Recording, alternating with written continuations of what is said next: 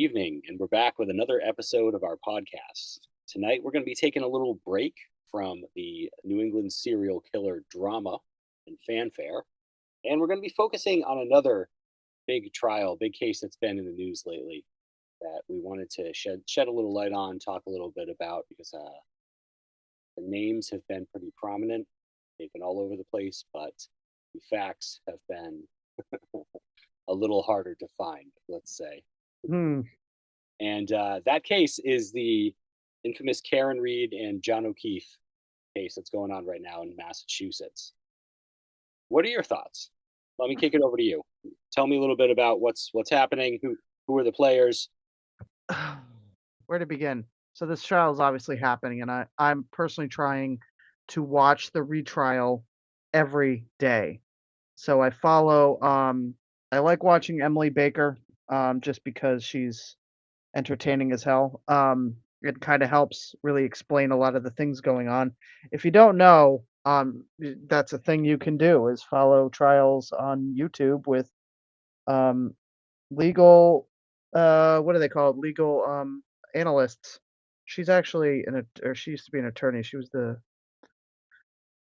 DA for Los Angeles or something. Correct me if I'm wrong. So anyway, um I watched a good amount of the first trial, but I didn't see everything.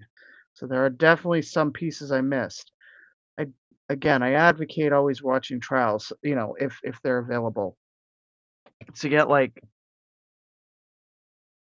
I don't want to say the most information because there's information that's not allowed into trial and the things you'll never see for one reason or another. So, but I think it's good to see. So, I have been like up to my eyeballs daily with this playing in the car when I'm cooking dinner, when I'm doing things. So, I want to talk about it because it's some aspects of this case I'll sit here and I'm thinking like, well, this makes sense. All right, well that then I'm like, no, it doesn't make sense. What the fuck? So, I guess let's take it to the beginning. So, um, where do you begin?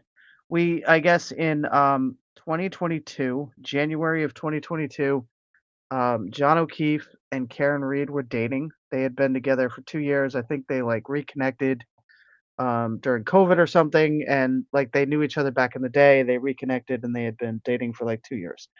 John was a 16-year veteran of the Boston Police. He lived in Canton, Massachusetts, which is a suburb of Boston. It's like near Stoughton off of where's Canton? 138? It sounds about right. I'm not 100% sure. It's just right at the Yeah, outskirts there. Yeah. because what's funny is I've definitely been to like Stoughton in the area and actually all right, I just have to orient myself here. All right, so Canton is kind of like south of Dedham. It's southeast of Dedham. I effing hate Dedham and the traffic. It's a Uh, Boston it's off of, like, 138, Boston suburb. like we keep talking about this on episodes. It's just how much Boston sucks. But I freaking hate Dedham. Tell you something about Dedham, kid. I will never go through Dedham Anybody again. listening, do not drive through there No, do not attempt to drive through Dedham at any time ever. Oh ever. my Just god. No, I don't even make a care. statement. Never, not once, No, ever. no. Alright, so Canton.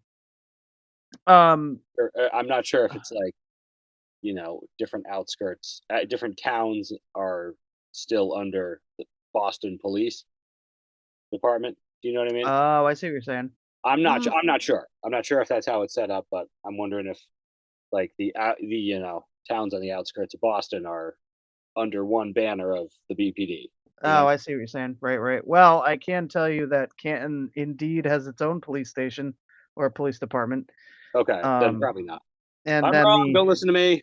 Never No, I mind. know what you're saying. I see what you're saying. I don't know anything about that personally, but I see what you're saying. So, um, yeah, so John was a Boston police officer. By all accounts, he was, really good guy, very generous, um, just a good dude.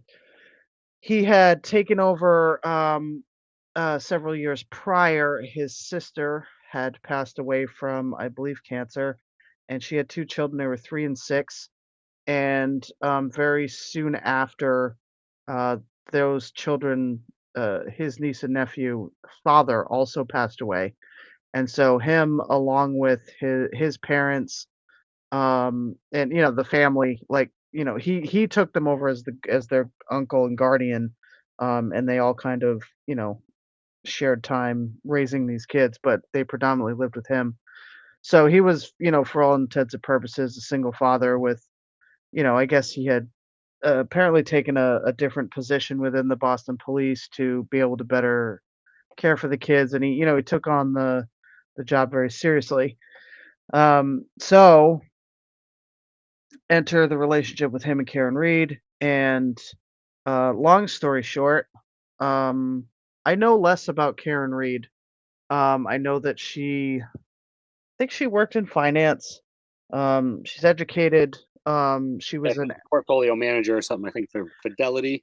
Yeah, I also want to just add right now that we're talking about this very casually. Like, I don't have normally we have notes and craziness and all sorts of research in front. And right now we're just taking a casual break this week because I could not talk about I would another. just I would just like to add that we have absolutely no professional credentials for journalism or reporting to begin with anyway. So, Right, there's that. So we're if just you're still talking. listening, we appreciate you.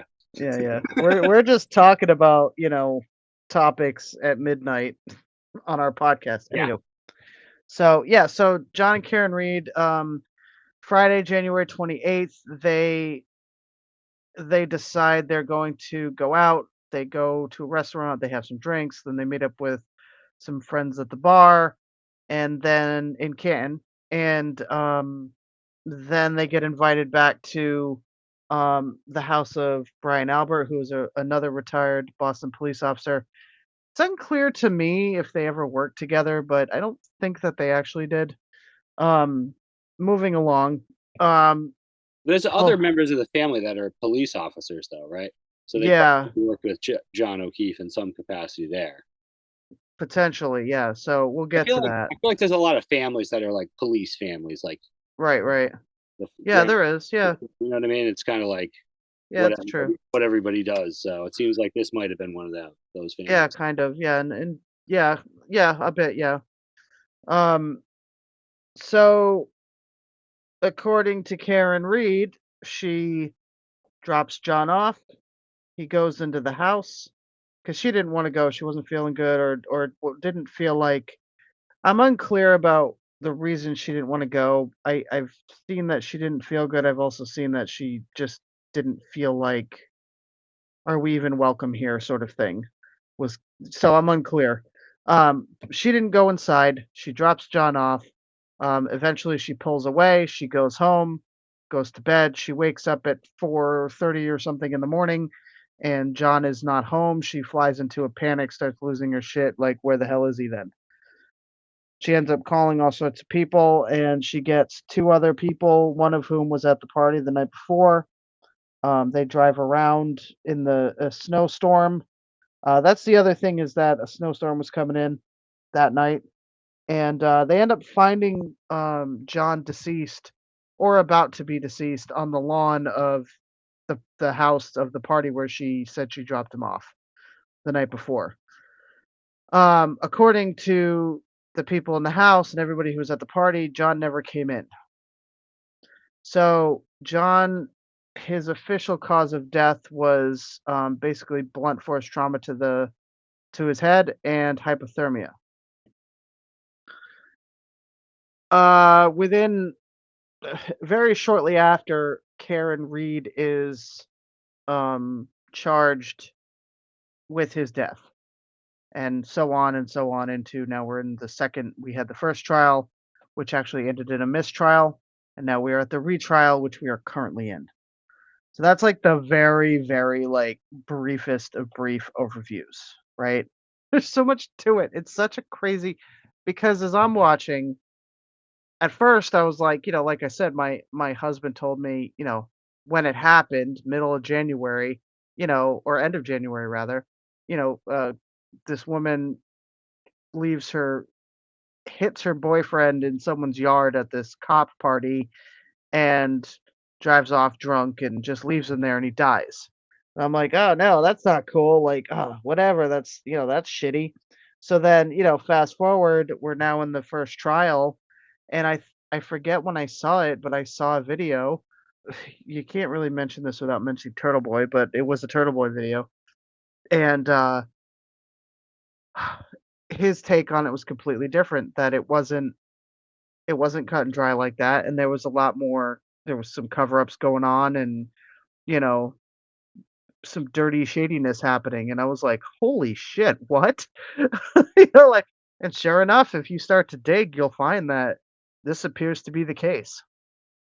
Or it's the case that there is, 2 sides.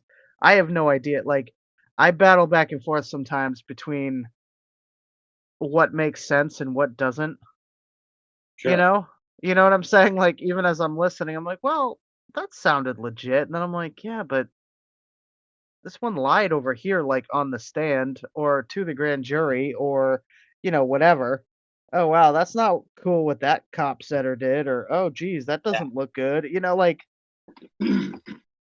so it's difficult. It's hard to understand. Like, I have to say, well, wait, let me pause there. So from there, where are you with this trial and this case and things?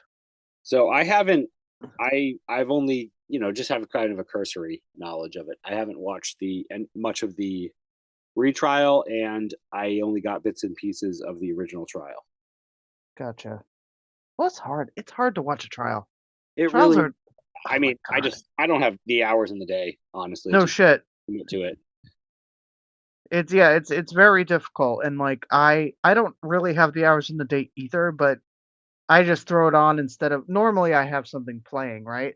And when there's a trial I'm listening to, I will have the trial playing instead of music or, whatever else. I always have something on when I'm cooking, cleaning, or, driving. So, and that's why I like listening with Emily Baker and some of the other legal analysts because it really helps break it up and explain things like, why did this happen? Why did the judge do this? So on and so forth. That kind of stuff. So it's like it's helpful and it breaks it up because it's so monotonous listening to testimony because it's not like, you think of testimony like A Few Good Men. You know what I mean? Like you can't handle the truth. It's not freaking like that.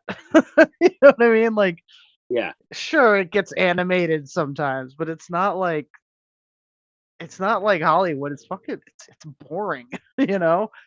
It's important, but it's boring as hell. So it's or yeah, oh, jeez. It's hard to watch. And it's hours. It's a whole day. It is like your whole day. So but I urge, like I've always said, I urge people like if you can watch the trial. So anyway, that being said, I think my biggest thing, and this hasn't I'm trying to like stay with the evidence or the trial as it's going like currently. But I've already watched other things, so like that's difficult. But I have to say, like John O'Keefe's injuries are probably because sometimes I'm like, all right, well, maybe Karen was just so drunk that she just didn't realize what she was doing, and maybe she did back into him. All right, well, maybe that happened. You know, maybe he didn't go into the house and these people really are maybe they are telling the truth about what happened and whatever.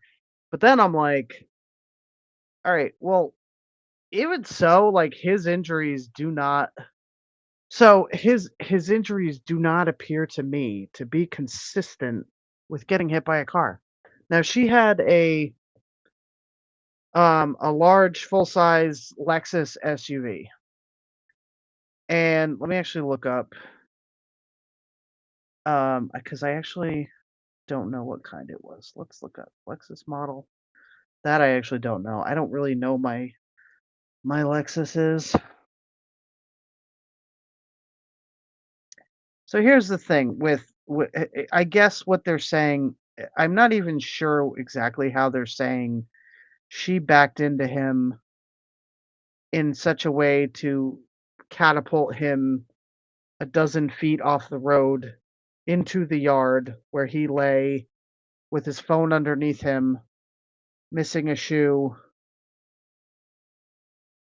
I'm not sure.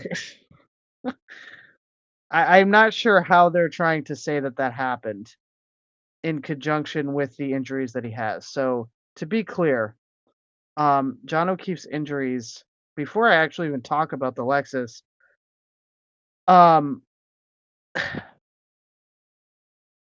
he has uh, a wound on the back of his head. It's like a gash, a swollen gash. It looks to me like he got hit with something or fell onto something. It's hard to tell what, but it's blunt force trauma, obviously. He seems to have defensive wounds on his hands, both the backs of his hands. He's got two swollen eyes and some scratches on the side of his nose and above his eye. And then he has on his, I believe it's his right forearm, um, a whole bunch of lacerations. And the only way I can kind of, you ever see those dogs, the police dogs, and they go after the arm, the guy with the arm? Yep. That's always what I think of when I see his wounds. They're just like his forearm and like that's it. There's no other injuries. He doesn't have a broken bone. He doesn't have they said that he had some s- I'm not totally up on how hypothermia works. But they said that he has, hold on. I think they wouldn't in court, they wouldn't let, there was something about it that they wouldn't let in. It was either the autopsy. I'm not sure how this played out currently, because like I said, there's been a ton of motions with this retrial. I don't know how, if this is happening currently, but in the first trial, the photos, like his autopsy photos, were made public. But the full autopsy report providing context and the medical examiner's official conclusion and analysis is wasn't released. Apparently, something about Massachusetts state law. Um, Yeah, that tells you plenty right there. well, it's this. Yeah, that's huge. I mean, So what, what like, what the is that? hell? What's there? What are they not taking into, like, what relevant facts are they not considering? Well, apparently, it has to do. Hold on. It's Or something about state law, and Massachusetts, I guess, has this is a problem in Massachusetts specifically because of the state law for their open something about their open records law. But in a murder case, his autopsy report is pretty serious. So I'll read you this. This is from this is I'm sorry, bear with because the article is like funky the way that it is. Okay.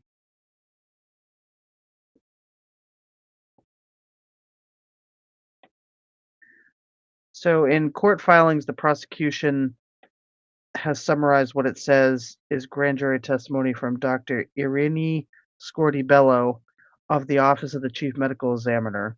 Scortibello said O'Keefe suffered significant blunt force trauma before he became hypothermic. Head injuries likely to the back of his skull probably incapacitated him, Scortibello said, and caused swelling around his eye. Apparently, the doctor saw no signs of him being involved in a fight, the DA's office said.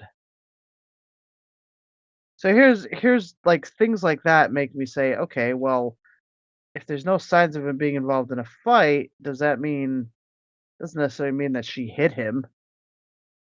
There's suggestion that the wounds on his arms are from a dog. There's a lot going on here, yeah. and apparently his manner of death Relevant. actually cannot be determined. So this is crazy to me, although I'm gonna say I don't feel like he was like other parts to this include that her taillight was cracked.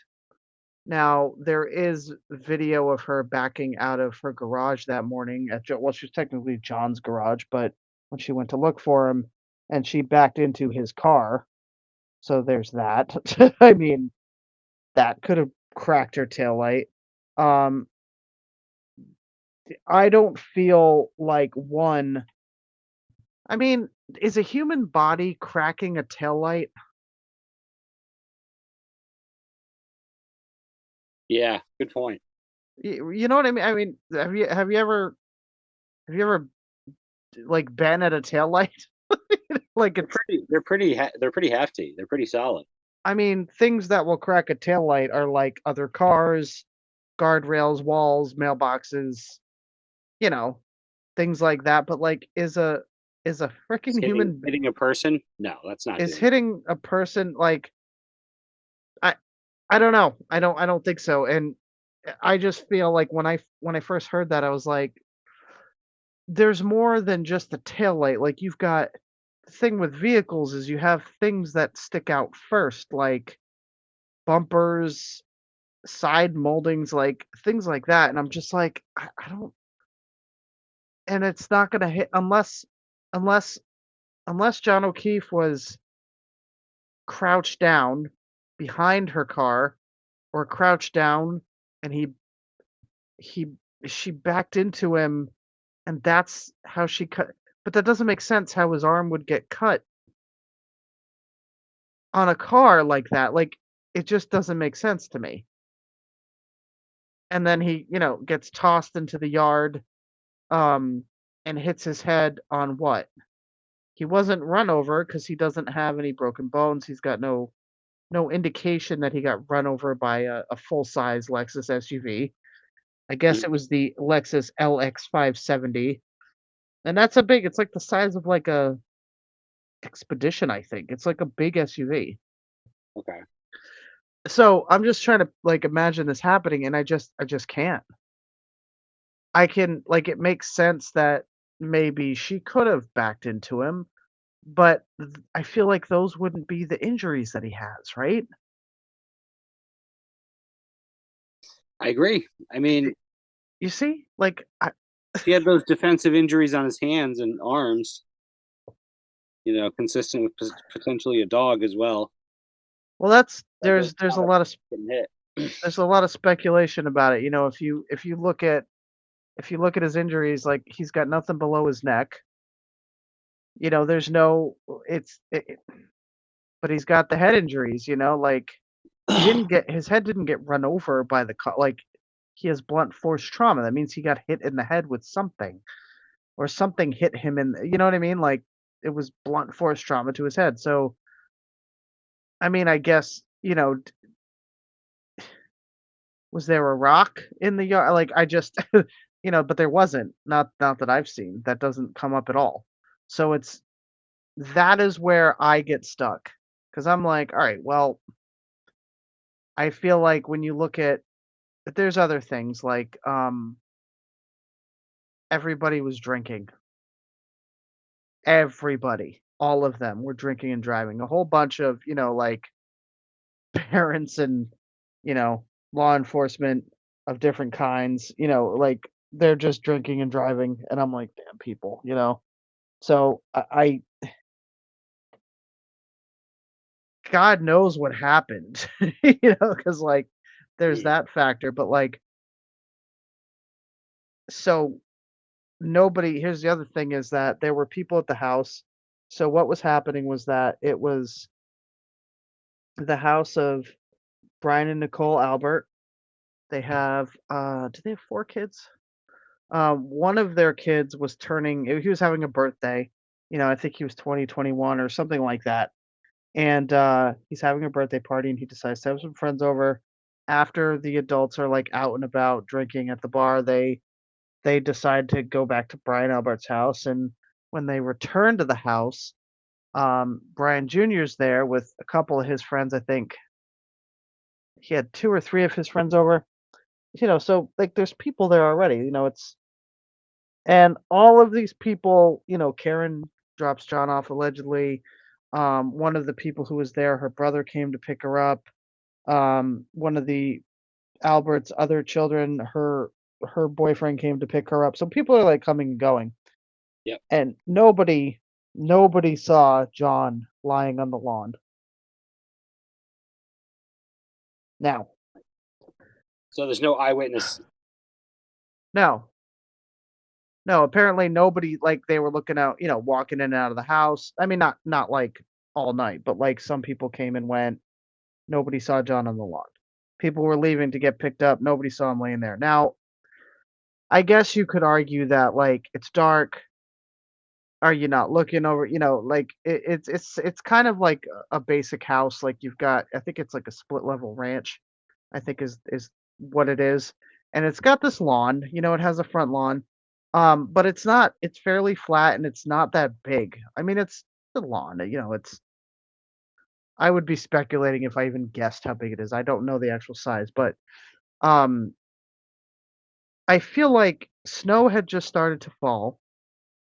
And if there was a guy laying against the white snow, you would see that in your periphery, right? But then I Yeah, say, I I believe, like, and considering, like, pictures that I've seen of the house, it didn't have a huge front entryway. It wasn't on like a private, like a secluded road or anything like that. It was no. Yeah, it's just like a a house on small like a front yard. street.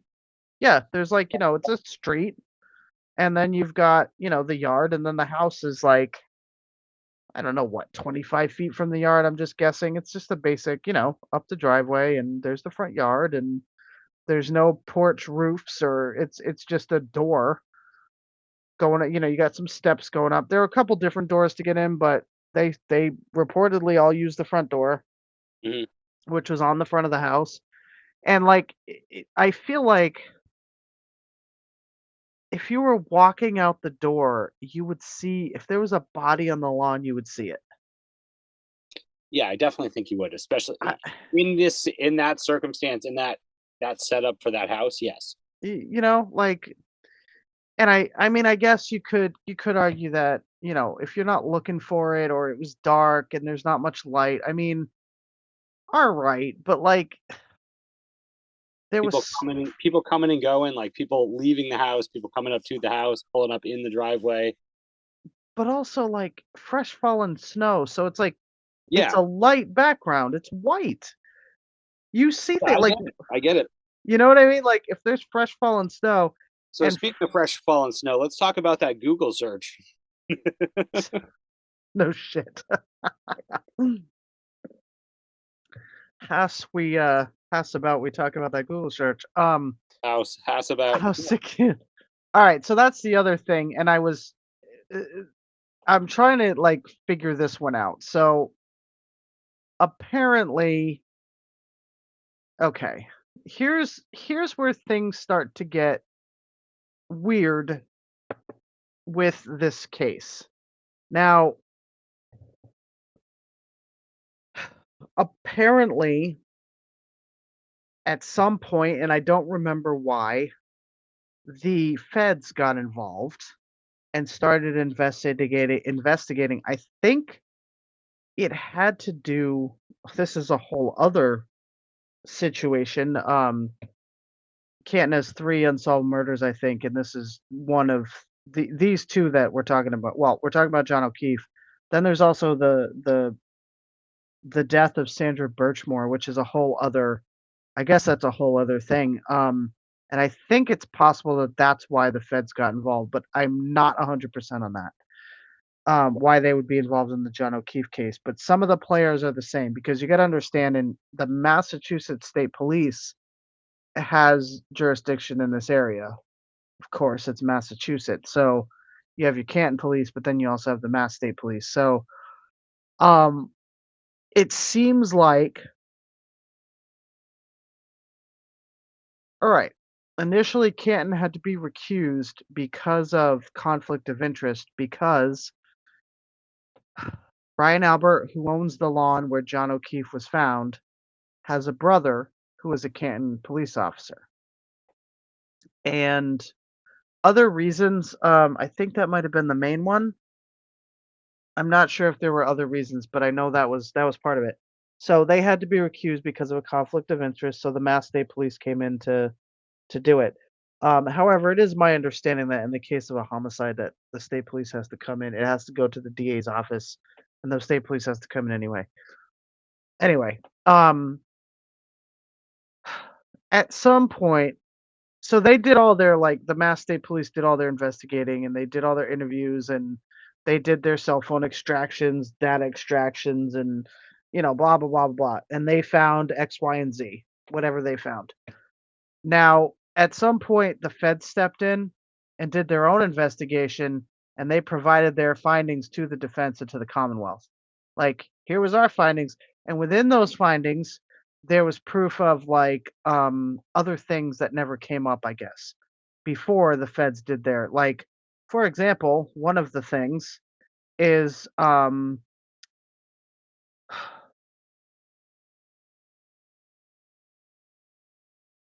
Jen McCabe is the sister of Nicole Albert, the wife of Brian Albert, who owns the house and the lawn where John O'Keefe was found deceased. Jen McCabe is also has a daughter who's friends with John O'Keefe's niece. So they were very involved with the whole, like the neighborhood hockey mom. You know what I mean? Like she's very much like, John was the parent to these two kids, so he was in all those circles, and so John and Jen Sounds like a each had pretty fairly big family, just tight knit group. Blah blah. yeah, it's like the community is, the town is kind of like that. Um, but this is how Jen knows John is through that. So Jen McCabe was with them that night, Jen and her husband Matt, and they were at the Waterfall, the bar that they went to in Canton, Waterfall Bar and Grill, and they went back to the Albert's house at 34 Fairview in Canton, Brian Albert's house, Brian and Nicole's house. So that's just how those are connected. Apparently, the feds found a Google search on Jen McCabe's phone from 2:27 in the morning. Jen said she got home that night. She left about 2-ish, I think, 1:45, 2-ish, and finally got home sometime after 2. Apparently everybody had dispersed left the Albert house by 2. Um, and apparently the feds found a Google search on Jen McCabe's phone for Haas Long to die in the cold. Of course, we're looking for how long, but whatever. It was a typo. Haas Long to die in the cold, and that was made at 2:27 a.m. Now, here's where this is funky. Jen McCabe insists that she did make that search, but she didn't make it at 2:27 in the morning. She made it at 6:07 or something in the morning, as whatever. And she did it because at this point they had discovered John O'Keefe's body, and Karen was insisting that she Googled hypothermia and how long to die in the cold. And I'm not sure that this makes sense to me, but this is what this Canadian cell phone extraction data expert had to say at the trial. Basically, he said that no, the search wasn't from 2:27 in the morning. The search was from at 2:22 something in the morning. Jen McCabe was Googling other things, and she left the internet tab open. So that when she went and met with Karen at 5, 6 in the morning, 6 in the morning, I forget the times exactly. But when she went to meet with Karen at 6 and change in the morning, and allegedly Karen is screaming and yelling, insisting that she calls or Googles this, that's when Jen did it. And it happened that way and registered at that time because the tab she left open from 2 in the morning was still open, and she started a new search, like put in a new search query. House long to die in the cold. I I don't know what to do with that because Karen insists she didn't do that. There's no evidence of that happening. There's no recording, there's no video, there's no evidence, no witnesses, no nothing. Now here's the interesting thing about that. And I thought this was pretty nuts. One of the first witnesses to testify at the retrial was Carrie Roberts, and she quiet computer. She testified shut up computer. She testified at the grand jury way back in 2022 that she had heard Karen say that to Jen to make the Google search, that she had heard it with her own ears, she had firsthand knowledge of it. Well, it came out at this trial, at the retrial, very early on, that she had not, in fact, actually heard that. She heard that secondhand. I'm not even going to presume who told her that, but she had no firsthand, knowledge of. She didn't hear it herself. So she admitted on the stand that she lied. I mean, or was not honest, or forgot, or didn't understand the question, whatever, Right. at the grand jury. And I thought that was a pretty big moment. I was like, holy crap, like you can't freaking do that. You can't like testify to shit that you didn't actually see or hear. Like what the hell? Like so Carrie Roberts is when Karen woke up realizing John wasn't home and was panicked and didn't have a good feeling. She called, I don't know who she called first. Um, but she called Carrie Roberts and she called Jen McCabe because Carrie Roberts um used to help John take care of the kids also. Like um I guess on the weekends each kid would go somewhere, like, for a sleepover. So because I guess John would have them during the week, and then on the weekends they would go somewhere. So Carrie Roberts would often take the son, the boy, John's nephew. And so that's how, they both knew John, knew the kids, whatever. So Karen was not friends with them. They were not her friends. They were, more of John's circle. So when, this happened, she was kind of freaking out and not really knowing, where to go. She calls Carrie and Jen. So Jen and Carrie come out. Well, they end up picking her up. I think Carrie, I forget how it all happened, but I think like Karen showed up at Jen's house, picked up Jen, and they went back to John's house, dropped off Karen's SUV, and they went driving around looking for John in Carrie's SUV. So Carrie was one that, they all three of them found John. They were administering CPR, the whole nine until the paramedics showed up, and that's pretty much that story. So it's tough because, like I said, every time I'm like, well, that sounds legit, but then I'm like, yeah, but you told the grand jury, wait a minute, like, and there's Right. moments like that where I'm just like, well, that just seems shady. Even if it's not, it seems like it is. You know what I'm saying? Yeah.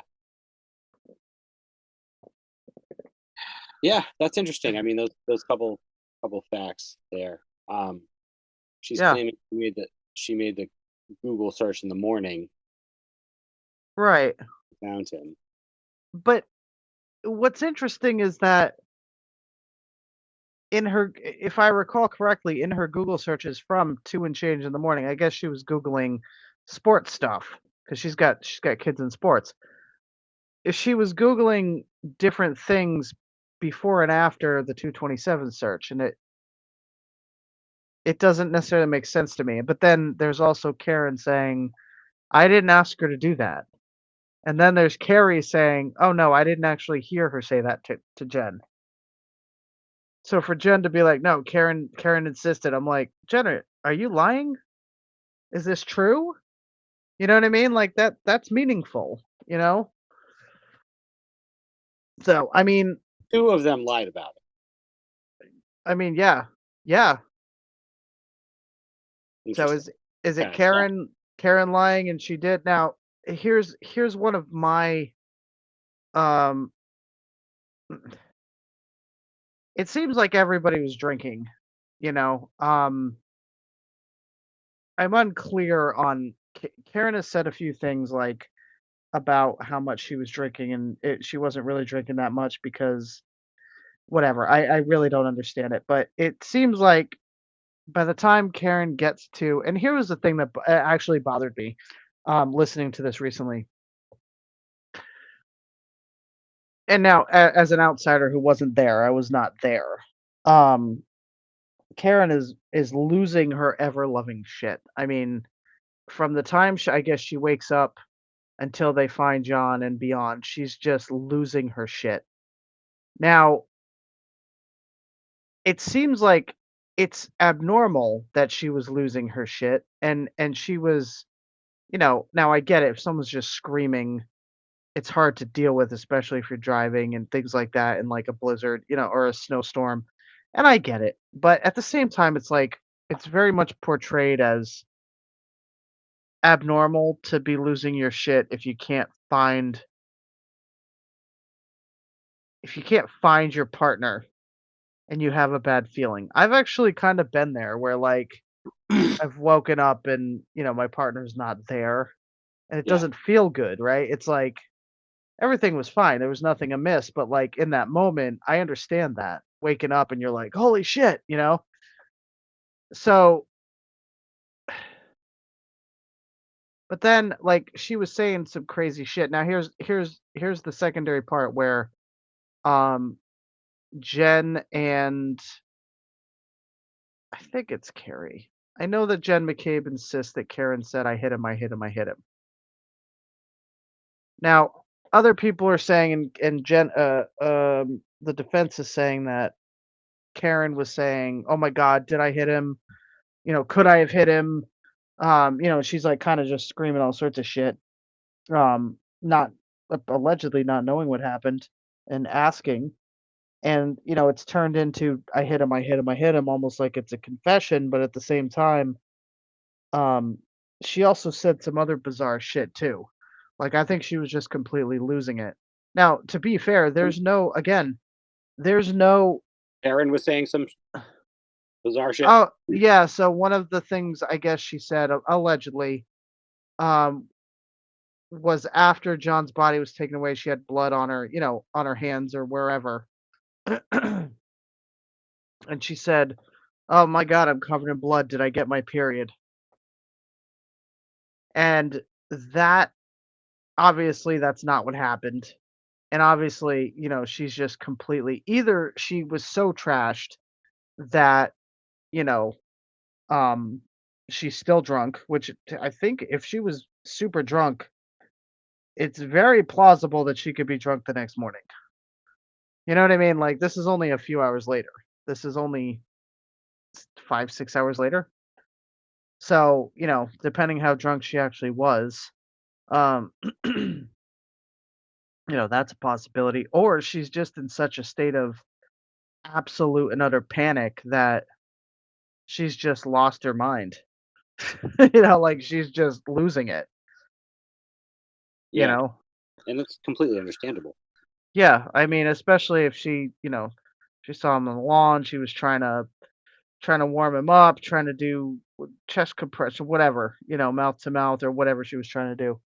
I mean, that's freaking that's got to be a rough scene. Like I think and one thing I will say is and now I don't, I understand the defense going after Jen McCabe and whoever else they go after. And I'm not even going to say that like the Commonwealth doesn't do it. The Commonwealth just went after uh, some of the I think they were federal witnesses who did I believe they did the accident reconstruction. and they don't want their testimony in there probably because it's damning um to the Commonwealth. Now, this is a thing I missed in the first one. It's the ARCA witnesses, and I believe they did the accident reconstruction through the federal report. And they want them to testify to what their findings. And the Commonwealth is fighting it, and he grilled this guy, this um federal witness. I mean, I God, for how long? Hours. It was nuts. It was nuts how he. So I mean, it both sides do it. Mm. And I will say though, when the defense was going after Jen McCabe, I was just like, all right, even if she knows exactly what happened, it was not that it was something different than Karen Reed hitting him with her SUV, and something did happen inside the house at the hands of the people in the house. Even if that happened, being in that situation and finding John O'Keefe on the lawn, all beat up, bloodied, injured, and on the verge of death, I mean, that has to be traumatic. That's not for anybody involved with that. Karen, Carrie, and Jen. I mean, that's terrible. This is, Karen, this is her boyfriend. This is, he's another, he's a dad, like he's a dad in the community. It's like that has to do a number on your brain, like one of the text messages that the Commonwealth actually read, and I missed who sent it. I think Carrie sent it to Jen about how she couldn't get the image out of her head of John laying on the snow, and that's rough. Like that has to stick with you for a long time, especially if you're trying to, perform life-saving measures and it's in the environment where it's super cold and like, he's I don't know if he had a pulse. I think if he did, it was barely a pulse. I do know that they had to, I guess, with hypothermia or cases with people outside, they have to warm the person up first before they can. I guess they have to do that first.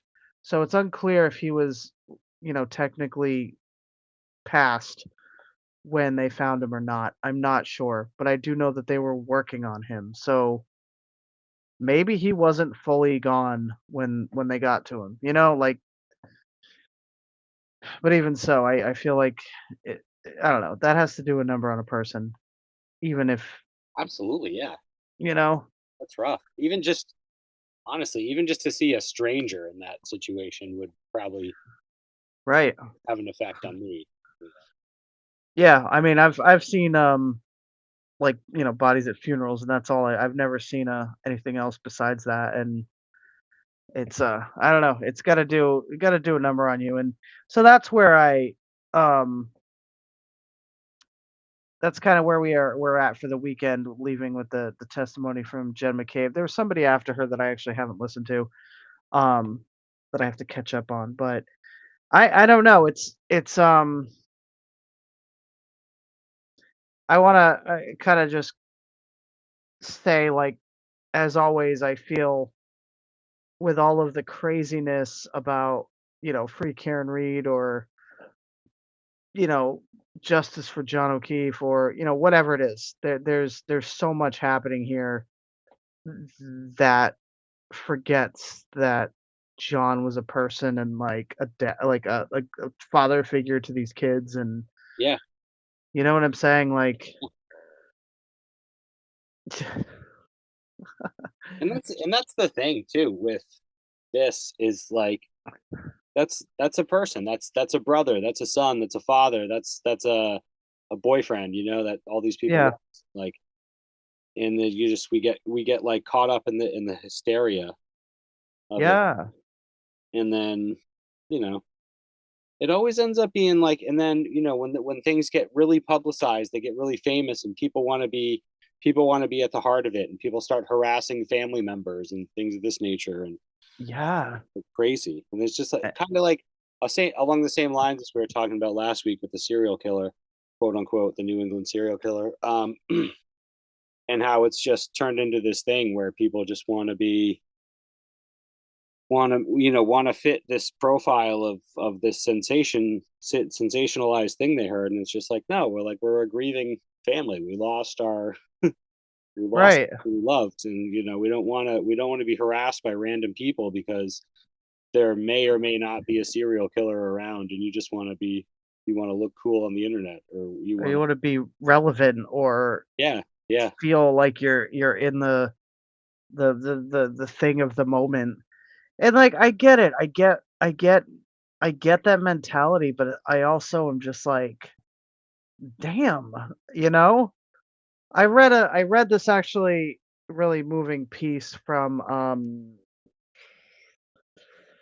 I saved it. It was from one of the family members of one of John O'Keefe's family members, and it kind of just highlights, I'm not gonna read it, but it talks about, hold on, from April 2024, remembering the real victim in the Karen Reed case, my friend John O'Keefe.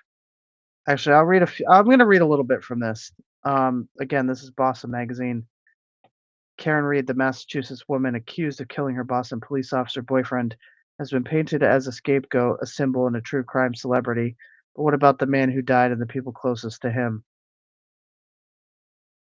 So this is and one of John O'Keefe's ex-girlfriends, where they continued to be friends after, and she talks about him and his family a little bit and where he's from and what he was like and things. And um, the brother is John O'Keefe's brother, Paul, is mentioned a lot. I guess John O'Keefe's funeral was huge. I mean, I guess it was a huge, like hundreds of people, like one of the biggest, you know, funerals.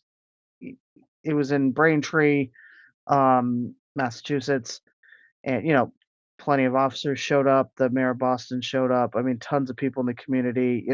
He was very well liked, like I've said, by all accounts. Um, in 2013, this is when John's sister died to a brain tumor. Um, and 2 months after that, his sister's husband died of a heart attack, and that was how the kids came into under his care. And he took it over. He took it very seriously. And after I guess after the tragedy of the deaths that he had gone through, I guess at the same time he lost his sister, he lost a very good friend. The kids just kind of, I don't know, gave him like a new lease on life, if you will. And he took it over and took it seriously. Um, and this just talks about, I'm trying to find the part, and how, the family gets yelled at often as they're walking into court and Yeah, things like that. And yeah, that's really it's yeah, really. it's crazy crowd stuff. And now I'm gonna say that I've seen evidence of this going both ways, both sides, or both. I don't want to say sides, because whenever you have these groups, like, they don't. There's always people in them that don't represent everybody. You know what I mean? Like, there's always somebody who just ruins it for the rest of the people who are just there. I'm not saying, like, one jerk in the crowd represents everybody. It's always Um, one single person that ruins every single thing. yeah, exactly. There's You always know who somebody. you know who you are. Yeah, right. Um, and it's there. This article talks about Karen being treated like a victim when they know what happened, or they're going through all this tragedy when um she's being treated like the victim. Now, I will say, if she is the victim here also, then it needs to be remedied. Absolutely. Now, it's not So like. there's definitely some elements here that point to corruption. I'm not saying definitively one way or the other. Um, No. but my first instinct is that is that there's something fishy going on. I don't know. Yeah, it definitely feels a little bizarre. Like I don't have a again where I'm trying to get through and listen to the whole. I want to hear the whole trial. I want to hear all the evidence, and go with that. But I will say that I found I guess very recently, this year I think it was, the town of Canton, Massachusetts, allocated $200,000, 200, $200,000 to pay a private outside auditing firm to audit their police. And when you listen to it's very interesting because the people who did the audit are ex-police. So Yeah, it's there's some bias there for sure. And I haven't gotten all the way through it because I just found it like this morning, right? So like I'm not like I said, that's why this is just a casual discussion, um, because I'm not prepared.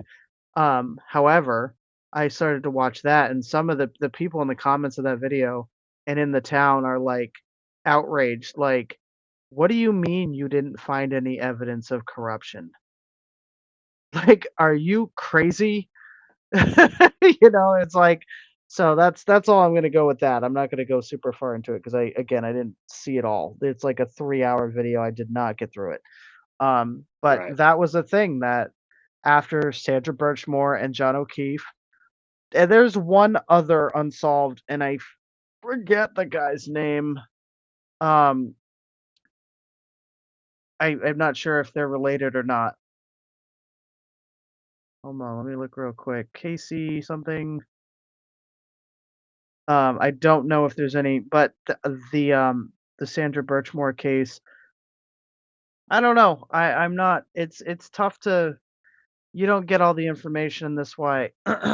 This is why I'm like, it's not even worth it to try to like armchair detective things because you can't because you don't have information, right?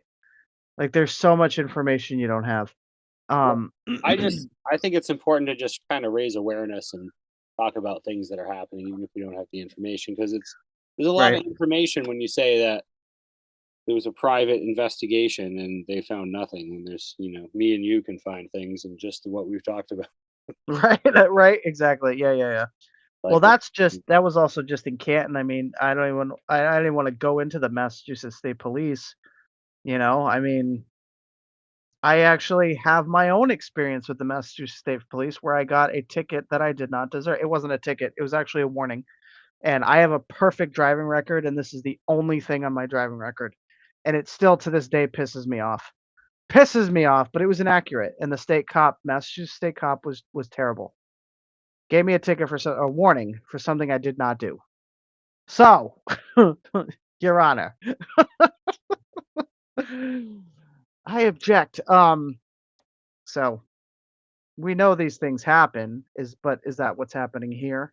Here's the kicker is I guess I don't know, was it Karen retained counsel, David Giannetti, who's still one of her legal team. And I believe within, I don't know, a day or two or weeks, a couple days or weeks, somebody called his office and said, you need to know that what really happened with John O'Keefe was um, he got attacked or beaten in the basement or beaten in the house and left on the lawn by, the people inside the house or some combination of people inside the house. And this person, as soon as they were trying to get an affidavit out of them, and I guess the person disappeared. wow. Yeah. Don't know what that means. Did they skip town? Was it fake? Was it I don't know. But these are things that are being said. These are things that are being reported by other outlets, if you will. So it's like there's a lot to think about. And there's so much more to the chatter and to the case and things like that that we haven't touched on here. It's getting late. I'm getting tired. Um, Yeah, we can, I yeah. figured we were pretty much done there, but we can keep you listeners updated as to the case and how things are going. But check into it. Check into some of the things we talked about, and remind me to link some stuff in here so that we've talked about as well. Because I'm So tired too, and I'm going to forget when it comes to I time know, right? to edit all this later. I will say, what to our listeners, what do you think? If you want to, do you think this is as the Commonwealth says or as the defense says? Do you think Karen Reed hit John O'Keefe with her SUV and left him Cracked knowingly his or head off unknowingly? Yeah, and also with his chiseled jaw. well his with his bare hands like I feel I feel like do you think a human body's cracking a taillight like that? I don't know. Is he a guardrail? No. Like, come on. I don't know. I just have issue with his injuries, and that's where I draw the most line. I could probably switch around on everything else, but his injuries, I'm like, and no, and the cell phone battery data, the battery temperature data, and that's where I'm gonna leave it. Oh, There we are. All well, right, there you have it. there Good you night, have it. folks. Until next Case time. case closed. Well, case in progress, but yeah.